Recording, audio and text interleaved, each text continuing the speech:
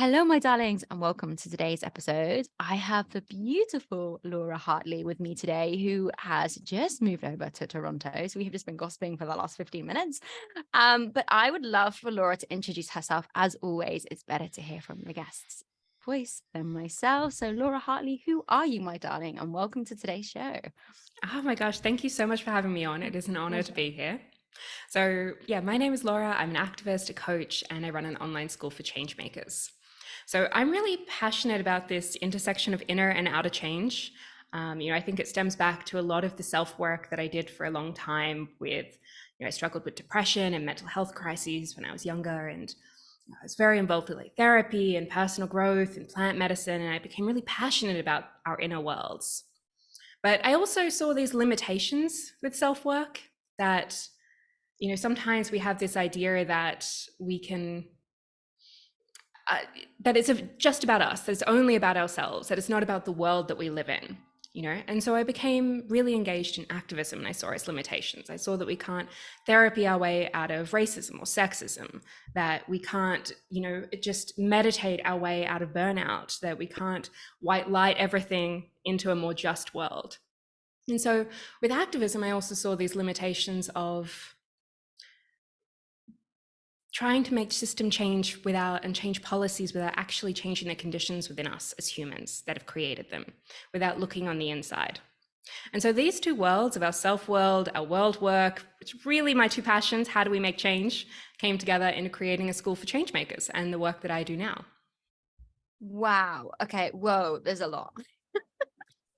So at what point did you realize, well, firstly, thank you for sharing. At what point did you realize that there was a disconnect between the inner work through everything you were doing with what was going on in society and that drive for you to actually make a difference? Because I think a lot of us talk about where we were and where we are now, but what actually happened in the interim to get to where you are? Yeah, so there's probably 2 points to this. One was, when I was coming out of a really bad mental health crisis as a teenager and really bad depression, realizing at about 19, and this is very specific to being 19 as well, that there was like this world bigger than myself, bigger than my pain, was actually part of that journey. Realizing that, yeah, there is a world around me and it's not just about my life, that there is a world with problems, there is a world with need, there is a world with the need for urgent change. And so that was that first kind of connection there of, oh, okay, well, I need to start not just looking at myself, not just looking within myself, but also looking outside and around. But then, secondly, as I became very engaged and wonderfully engaged with self-work, became a coach for a reason. I love looking within ourselves. I love this idea of creating change, creating a life that we love. I realized, well, how does this actually work in the context of the climate crisis? I started to think, how does this, apply in the context of, somebody living in a war zone? We tend to frame so much self-work with a very large amount of privilege, with living in the world as it is, and a world that's made up of systems that were kind of dominated by patriarchy, that were created by capitalism, that were created by white supremacy.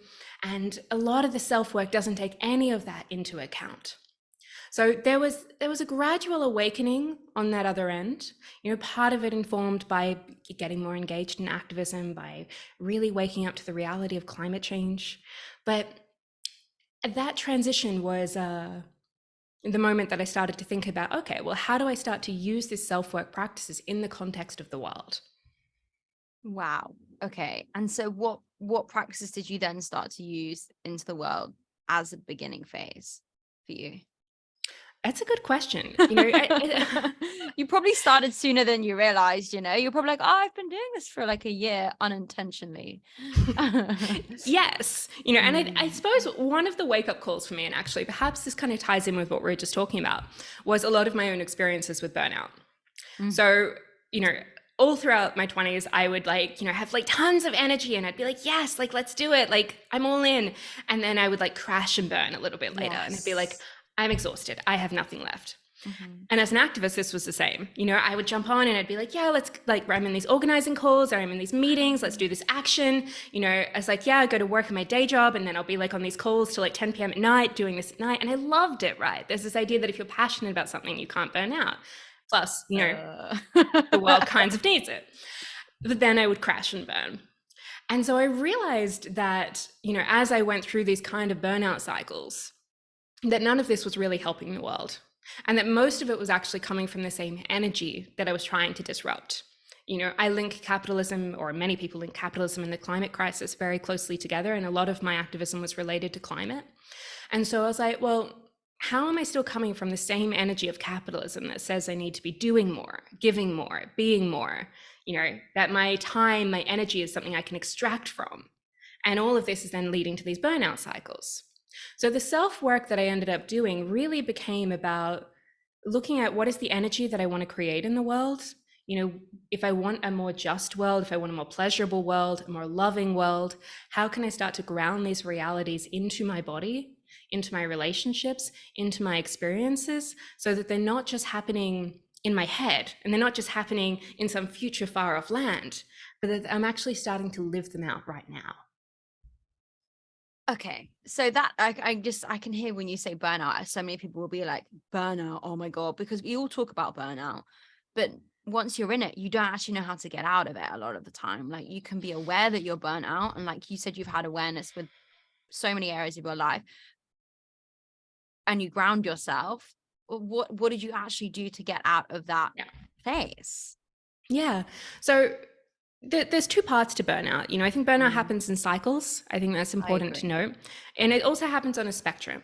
At the mild end, we experience things like apathy or just a little bit of overwhelm. We're tired. And we're like, yeah, if we take a vacation, we'll be fine. I'll take this holiday next week. I'll take the weekend off. But we usually do that. And then we come back and we do the exact same thing. And then we kind of spiral down that line until the severe end, where you have exhaustion, you have autoimmune disease, you're sick more often, you often have a lot more relationship conflict. And so ideally, we never want to reach that really far end of the spectrum. But the idea of how we get out of it really means we need to look at what is the root cause of burnout in our lives. I think we see burnout as an individual failing a lot of the time. It's how it's taught to us, right? We kind of like, we just need to be more resilient. We could just meditate a bit more. We could have a gratitude list. All of these things are great in and of themselves, but none of them are really dealing with the root cause. Why are we overworking? Why do we feel this need to constantly be giving more of ourselves? Why are we so disconnected from our bodies? Because one of the root causes of burnout is we're all living from like our head up. We're not really connected to our body, which is telling us all the time, with these beautiful warning signs of, oh, I like this feels good, or oh no, this feels heavy and burdensome and bad. So we're looking at this space of, why am I doing this? Where is this need coming from? Why am I struggling to set boundaries? What feels good to me? What feels satisfying? How do I know what satiety is? And starting to play with these experiences. And that's really where we start getting out of burnout. We need to look beyond just band-aid patches and start looking at root causes. And I think it's amazing you mentioned too around like the part where we are so up in our head and not in our bodies. But the irony is, when you're so burnt out, you're even more in your head than ever before, because you're like, I'm trying to not be burnt out, and I don't know how to be burnt out because I'm burnt out in my head.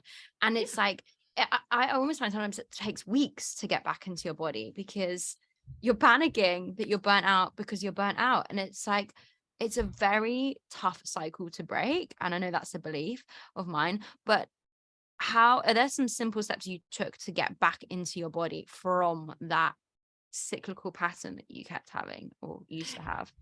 Yeah, and I've actually got to say, I was not in my body like most of my life. Like, it wasn't until, Really? like like Wow. probably in my like late 20s, and I remember being in therapy and working around this and discovering like that my emotions were like in my body, and I was like, oh my gosh, that was like mind blowing. I was like, What? yes, wow, you're right, I feel that. Because Yes. I was so head up, like I was so neck up in my life. And so Mm. many of us are. And I Yeah. think our systems are designed that way. They're designed to keep us that way, because if we Yes. were in touch with our body, if we were in touch with what feels good, if we were in touch with what our needs were and what our desires were, we wouldn't have such a model of endless consumption. We wouldn't have the patriarchal conditioning that we have. The world works because we're disconnected from our bodies. I was listening to something crazy the other day about when people watch the news, it's getting rid of the frontal part of your cortex, which is the creative part of your brain, because you're thinking that there's so much fear going on in the world, but you have no control. You're a controlless person. And I'm not anti the news, but I've just, since I've been back in the UK, everyone watches the news religiously. I think there's a healthy, sometimes it's obviously good to understand what's happening in the news, but you can see some people who've watched it so much are in this constant fear state where they have no connection with their bodies at all. And I almost think we're conditioned as well in society to be fearful of being connected to our bodies, like what you're saying, like you mentioned consumerism, but also I think, imagine if the whole world was connected to their bodies. It would be radically different. Whoa. Yeah. Like the world would be a very different place. And Yes. I agree with you about the news. Like, and this is a really good example, right? Because I also believe we need to stay up to date, we need to stay informed, but there is Yeah. actually a balance that we need to have, because our bodies and our nervous systems are not just reacting to dangers that are immediately in front of us, they're also reacting to the things that we're consuming. Our mind is so powerful, it doesn't really know the difference between, the dark alley and the things that's around the corner and what is happening on the TV screen. We do to an extent, logically, rationally, we know, but somewhere within us, our body is also recognizing that as a danger, and it is reacting to that. And so the way that we tend to deal with that in our world, I think, is to disconnect from it a lot. It is to disconnect from our body and to come back to, well, how do we start to reconnect? I think it starts very, very simply with like really noticing physically what is happening right now. What am I feeling in my stomach, in my belly, in my chest, in my shoulders? Just becoming and starting with that mindful awareness of what is tight, what is expansive, what feels comfortable, where do I feel discomfort? And the more that we start to actually realize what our body is saying, what it is actually experiencing, the more we can start to tune into its actual wisdom and guiding us with decisions, which we can't do when we're still disconnected from it. And that's the thing, like I think a lot of people, until they get connected with their bodies, then realize the decisions that they've made are not in alignment with who they are, and then it's like the clear up, where, and they say like the midlife crisis, and sometimes I think, well, maybe that's when someone's actually got connected back with their bodies and realize, holy shit balls, like the person I'm with, the house I own, the job I'm in is just not me, because I'm in tune with myself. Have you had any times or situations like that where you've realized, when you reconnected with your body, where you were like, shit? I mean, so many, like, especially as somebody who was disconnected for like most of my life, Yeah. was really, there was an awakening of realizing, actually, what does my body love? What does it desire? And this took a little bit of practice of actually really getting in tune with that. And I started, it's only, I would say, about a year ago that I started really working at releasing diet culture as well, and letting my body eat the food that it wants to enjoy. Huge. And that's been such a big thing. Mhm. But I can also think about an example where, and this is like kind of when we're talking about using the body as a guide in decision making. I said yes to helping some friends with like this leaflet drop a few years ago. There was like starting a new movement. I wanted to support it, and I was like, yeah, great. I can go for a walk and hand out some like leaflets and some mailboxes. No worries. I'll do it in my own time, whatever. But very quickly, I realized that maybe it wasn't actually what I wanted to be doing, because there were buddy systems and there was like this 4-hour roster shift. And I was like, oh my God, this is not what I signed up for. But everything in my mind was like, you said you would do this. You need to follow through. You want to be a good friend. You care about this movement. You need to do this. So all of these shoulds in my head. Yeah. And every time I was thinking about it, my shoulders felt heavy. My body felt closed. My chest felt closed. I felt weighed down.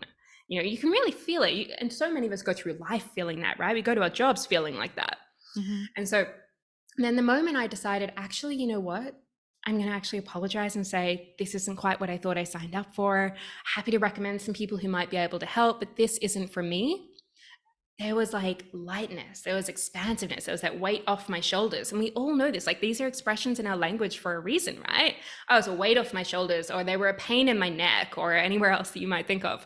These are real things because it's happening in our body. And so being able to imagine both scenarios, to notice what's happening in my body, that's been liberating for me. That's been a really freeing experience. And I think more and more of us need that. And I think that's a real interesting scenario that you've given, because it's that connection with the mind where you think you owe it to someone, and then your body is like, red flag, no, no, no, no, no, we're not doing this. And it's like that battle between the two. And because what I'm learning is it's 20% up here and 20% in your mind, 80% in your body. And so do you have anything that you do to practice continuously like checking into your body? Or because sometimes I feel we can get rushed and we can make decisions no matter how in tune with our body we are, and be like, fuck, I saw that coming. Like, do you have anything that you put in place that kind of make sure that you keep this as a habit, I suppose, right? And install this in yourself? Yeah, well, I think the first thing is that I'm really practicing allowing myself to change my mind. Great. That what sometimes you're right, exactly. We still make that decision even when we are in tune with our bodies. And Mm-hmm. then we're like, oh God, why did I do that? Yeah. Change your mind. But the second, I think, is really, again, kind of what we've just been talking about. Imagining those scenarios, noticing the sensations, asking myself, what color is it? What shape is this feeling in my body? Sometimes it's a bit of like a triangle in my chest. Sometimes it's like gold. Sometimes it's like gray and dark. Like, it's more than just sensation as well. There's often imagery that we can sense there. And so how can we start to really play with these dimensions of our body? And that experience of just coming back to it, of asking it what it needs, of asking it what it desires, of letting it have what it desires without judgment, which, again, I think as women, we are so conditioned to judge our bodies. We are so conditioned to say that our desires are bad. We are so conditioned to prioritize other people's needs, and particularly men's needs, before our own, that it's just this practice of returning to and saying, I'm here, I'm listening. What do you have to say? What can I do to honor this right now? Mhm. And that's regular work, I think. Yeah, and that is years and past lives, whether you believe in past lives or not, of like ingrained stuff. Like I do this thing where I check in before I say yes to something. And I realize normally when I'm checking in, if I should say yes or not, it means I should be saying no.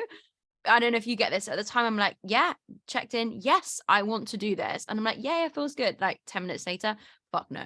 Like, I don't, and it's like those things are realizing I'm checking in because I know it's a no. And like all these clever things that our mind tricks us to thinking, maybe as a little girl, you were told you're a good girl if you smile, or if you give someone a hug and you probably didn't want to because you didn't know who your uncle's friend's brother was. And it's like all these little things that we have no idea has had this imprint on us as women. It's crazy. Well, you mentioned past lives, right? But Yeah. it is, because it's centuries of patriarchal Yeah. conditioning. Like, this isn't just us. This is Mhm. also the experiences of our mothers, our grandmothers, of the Mhm. centuries and generations of women who came before us, who Mhm. didn't have a voice, who weren't allowed to express their desires, who weren't allowed to set boundaries with what it was that they wanted in their lives. And so, Yeah. of course, today, I think we forget how recent we actually are in terms of history, in terms of bodies, in terms of generations, of actually having some power, of having some liberation. And Mhm. even then, we're still living in a patriarchal world, which tells women that you're not really supposed to, or that it's a little bit bad, or that to be powerful is dirty, or it's wrong, or you're a bitch, or whatever it might be. So this idea of being in our bodies, which is a source of power, which is a powerful experience, is demonized. So absolutely, this is work. It's long haul work. Mhm. And I think we're at a point where we're aware of it, but we're still in it, if that makes sense. We're in this really weird generation where we are changing and making changes. But I also think, like, imagine what 2 or 3 generations ahead are going to be like. It's going to be like a holiday. Seriously. Like, come on. This is I love this. And yes, it will be wonderful. But I also think this is why I talk a lot about, self-work as getting free. That's the first Yes. stage of self-work. It's getting free. And because what happens is, we have all these natural wisdom, we have all these natural desires, our body knows what feels good, what doesn't, what feels right, what feels wrong. But usually somewhere in childhood, we are taught that asking for what we want, that having what we want is bad, that Mm, it's not okay. yep. And what fills the gap in that space when we learned that somehow asking for our desires or expressing our desires was wrong. And I can think about, when I was a child, I remember asking for, I can't remember what it was. I think it was chocolate or something. I don't know. And my mother, bless her, like, she was a wonderful mother, but she was obviously having a very bad day. And she just reacted with like this, don't you know we can't afford that or something, like it was a moment of stress. And in that moment, I realized, oh, okay, you can't ask for what you want. And that was one of those moments that we all have where we slowly stop asking for what we want quite as much. And what fills the gap, of course, is the systems around us, systems of patriarchy, systems of white supremacy, systems of capitalism, systems that are built on scarcity and built on domination. And so our work as adults, and anybody who's doing self-work, and I call it self-work for world work, is about getting free. Yeah. It's about getting free from those systems, getting free from those beliefs and those stories that tell us that there's not enough, that there's never enough, that we're not enough, so that we can start to return to something that's more original, more authentic, and more in tune with the natural world and with the living world and with a harmonious future.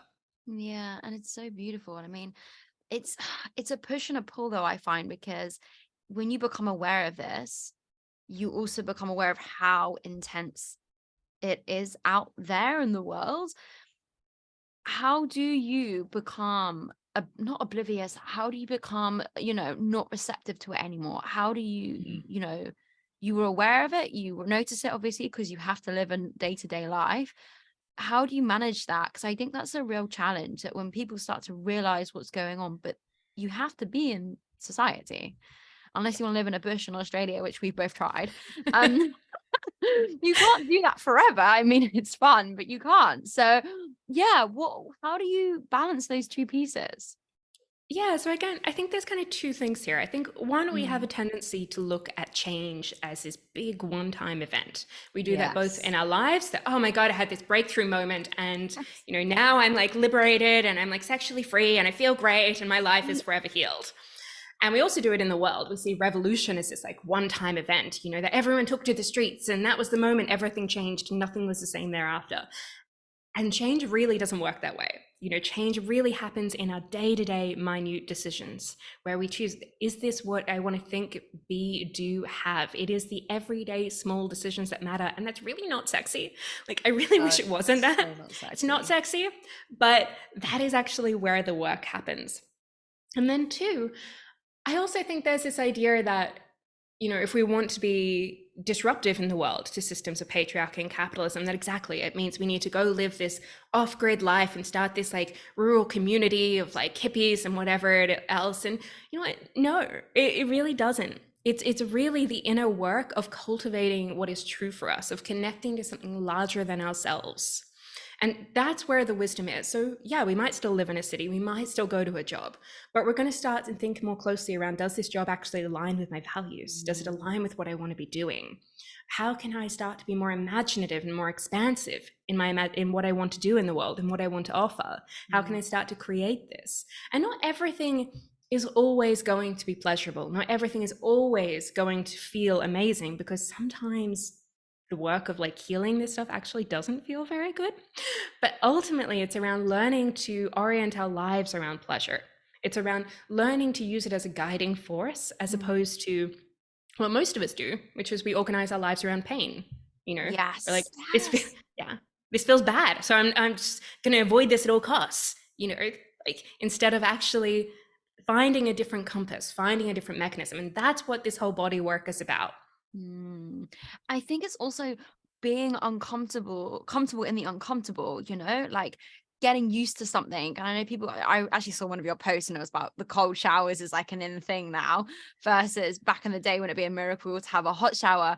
But I thought that was really interesting, because we're in this weird situation where the last few years, everyone has gone through a very uncomfortable situation and have had to become very adept and resilient as humans that we naturally are, but not really realized until then how adaptive we can be. And so for you, what do you do in those situations where you're aware that something painful might be arising, but how do you make the best use of the situation rather than running away? Because the ego, and no fault, nothing bad against the ego, I know a lot of people shame it, but it's there to keep us safe. just wants to go grab the snack, binge eat, drink a bottle of wine, shut off the phone, not communicate with who you're supposed to. Like, what do you do in those situations? Mm. You know, again, this is, I love this because I'm like, I do like that bottle of wine Yeah, I sometimes. know. I'm going for a wine after this. After this. But no, that's fine. But I mean, like, not done in the right, the right way. You're numbing yourself from the pain is what I'm trying to say. Think Yes, yes. responsibly.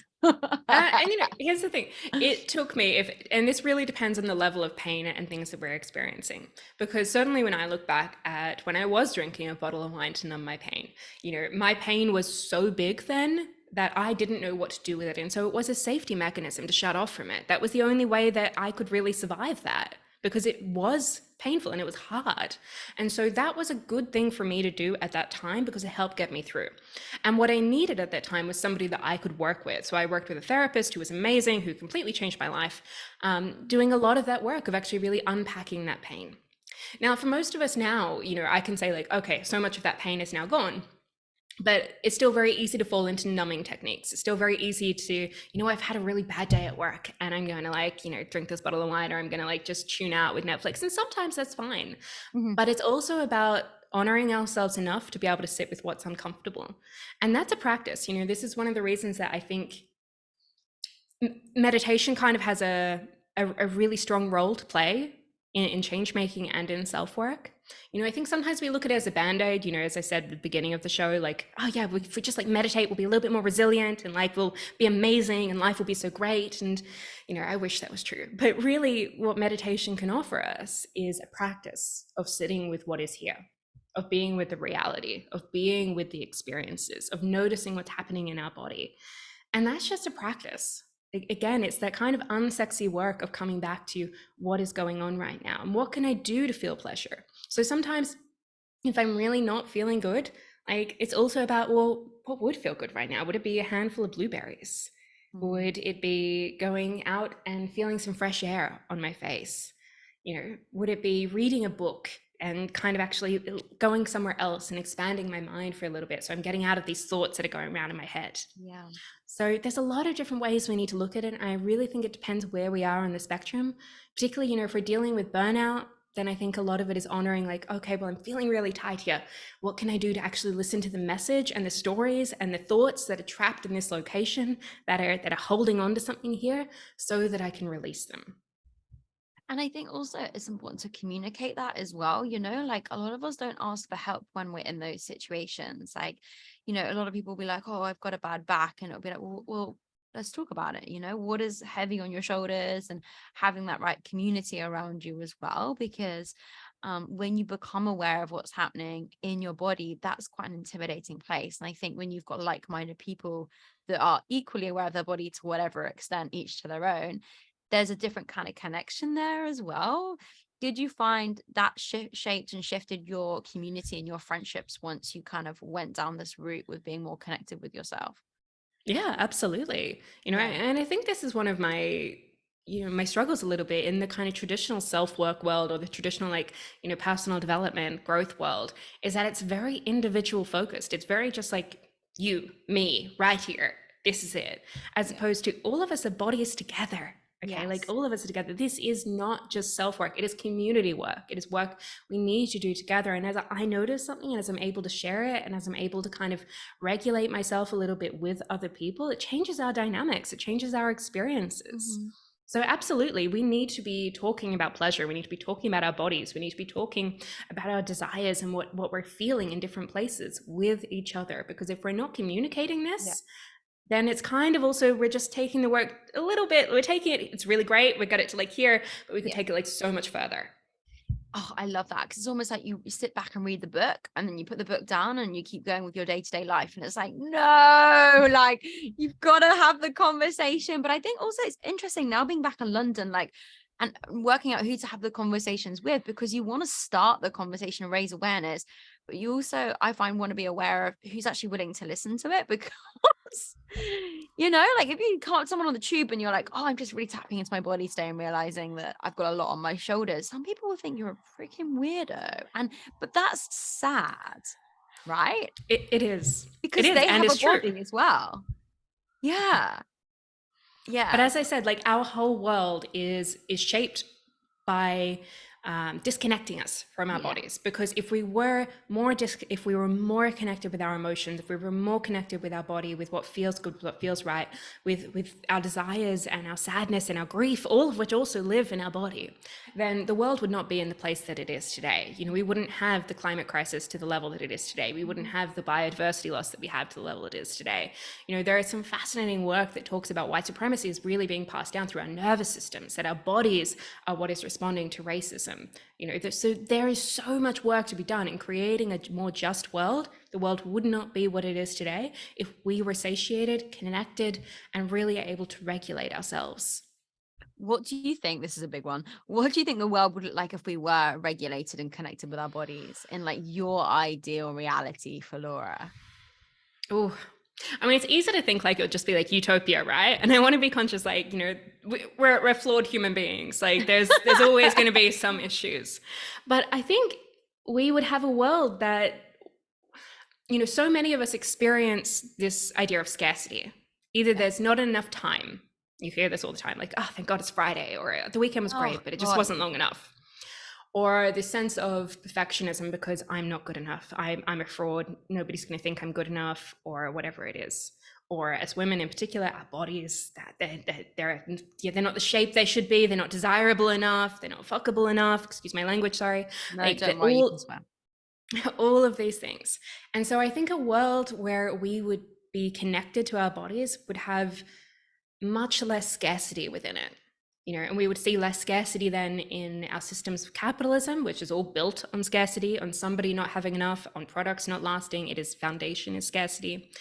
I think there would be much less patriarchal control because, again, this system of kind of domination where one person has something and the other person doesn't would be much more balanced. So we would really be dismantling a lot of these big, troublesome cultural systems from the inside out, the more of us who are connected to our bodies. I love that. I love that vision. And I also think people wouldn't care. Like, can you imagine if everyone overnight woke up the next morning and there was this magic thing in the air and everyone became connected to their bodies? I think a lot of people would be like, I couldn't give a shit about the fact that you're perceived higher up than me in your job or that your car looks fancier. Like it would be insane, the shifts Yeah, that would because that happen. whole idea is that we feel like we're not enough because, look, this person Yeah. has a better car than me. They must be better than me. I feel inferior. Hmm. All of these experiences are experiences of inferiority and experiences of scarcity, and they're built into our systems and they're experienced in our bodies. And so the more that we can actually tune in with, you know what, I can have that car and I actually still don't feel great. Maybe this car isn't the answer. Maybe I need to look for that fulfillment from somewhere else. Then we can start to like really reimagine our world. It's fascinating because at the moment I'm really studying rock bottoms, like when your life hits rock bottom. Because I definitely have recently been gone through the worst rock bottom I've gone through. But fascinated by like what happens to a millionaire when they go through a rock bottom, and they say the same thing as someone who has lost pretty much everything in their lives. They feel just as empty, just as down, just as depressed, because the reality is that money is obviously important, of 100%. Like, oh my God, I love money. But like, if you know, for the right reasons. But it's the same thing. It's the disconnect. It could be no matter what stage you're in your life, your rock bottom still comes to the same result. You feel so disconnected from what you're supposed to be doing. And it's almost like the universe is like, bam, we've been pounding you for the last 10 years. Now this is it. Yeah. Absolutely. You know, and I Yeah. mean, this is the lie our whole society is based on this story that if we just do the right thing, we'll be happy. When we just do the right degree, get the right job, meet the Yeah. right partner, get the promotion, you know, reach retirement, you know, go travel, go do something. There's always this next step. Happiness is always somewhere Mhm. else. And we are sold that from a very, very young age. And it's really, again, what keeps the story of the world as it is going. Because if it's always somewhere else, then we're always needing to be, do, have, get more. We're always needing to extract more. There's a lot of things invested in this story that our power and our happiness is always somewhere else. But when it's always somewhere else, we're never quite reaching there. And so usually we reach a rock bottom somewhere along the way. And it doesn't matter. You're completely right. Money is wonderful. Love money. Money helps, but money is not everything. And so whether it is a financial rock bottom, whether it's an emotional rock bottom, whether it's a divorce, whether it's an illness, Health. whatever, Yeah. health, exactly, whatever it might be, there is this experience of reckoning that comes back to, okay, well, what is actually real right now? Mm. If my happiness isn't always in this next step and it's never actually here, what do I need to do to actually realize what I'm feeling right now, what I'm experiencing right now? And then this is the question that really interests me. How do we start to ground the experiences that we want, the world that we want, more love, more justice, more happiness, more peace into our bodies? Into our bodies is then how we bring it into the world, into our relationships, into our communities, into our organizations. We can't do the work just out there, which is what most of us are doing. We're trying to tweak the conditions of our lives. We're trying to tweak the outside relationships, as opposed to actually experiencing it here, now, and allowing what's there, and then bringing that outward. And how do you tell someone?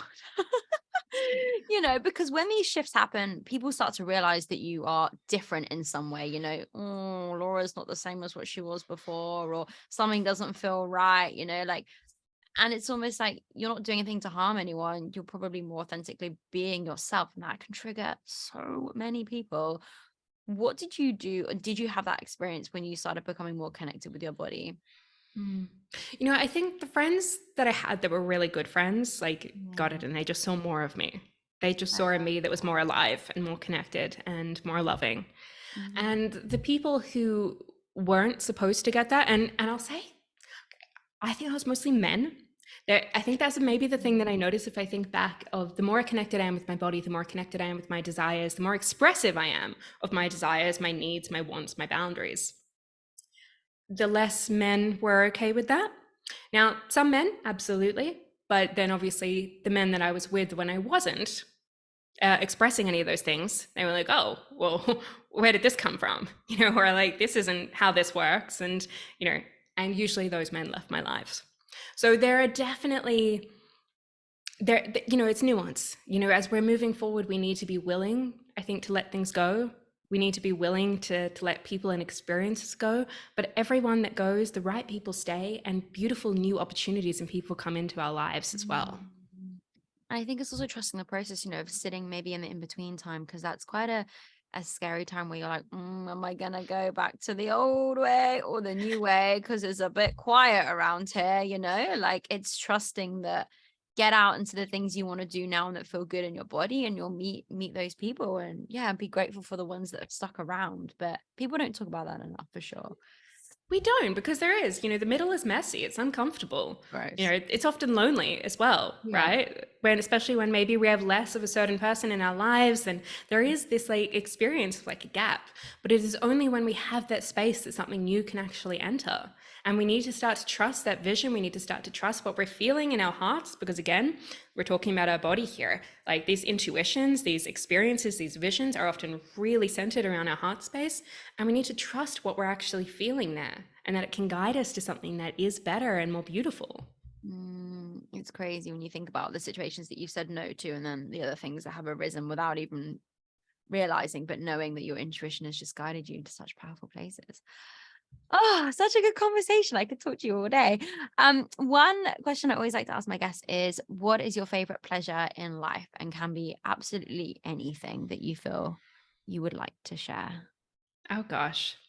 Okay, so I think there's two things. One is, it's really simple. It's like Pana chocolate, like straight from the jar. Oh my God, It I is, love that chocolate. yeah, but it's Pana chocolate. It's like the best. Mhm. Like, they have like this spread. I don't put it on anything. It's just straight from the spoon. I'm not gonna lie. It's wonderful. And the other, I think, is being able to lay in the sun with somebody that I love, Mm. and feel it on my body, to see the clouds, to experience what I'm experiencing in that moment, and to let it be okay. And that is not something I get to feel every day. That is not something that I get to do all of the time, but it's something that more and more I'm trying to bring into my life. And that for me is, it's not guilty pleasure, but it's a really pleasurable experience. Yeah. Oh, beautiful. Yes, all the sunshine. Amen to that. Oh, so if anyone wants to hear more about you, or know where they can find or work with you or follow you on your journey, where is the best place to find you? My website is laurahartley.com. I work with people both one-on-one through coaching, and also there's group programs and courses coming up all of the time. I'm also on Instagram at laura.h.hartley, and also on LinkedIn if that's your space. Ooh, jazzy, rocking the LinkedIn world. I love that. Oh, well, thank you so much for joining today. It's been an absolute pleasure. And yeah, enjoy the rest of your day. Thank you for joining me. Thank you for having me.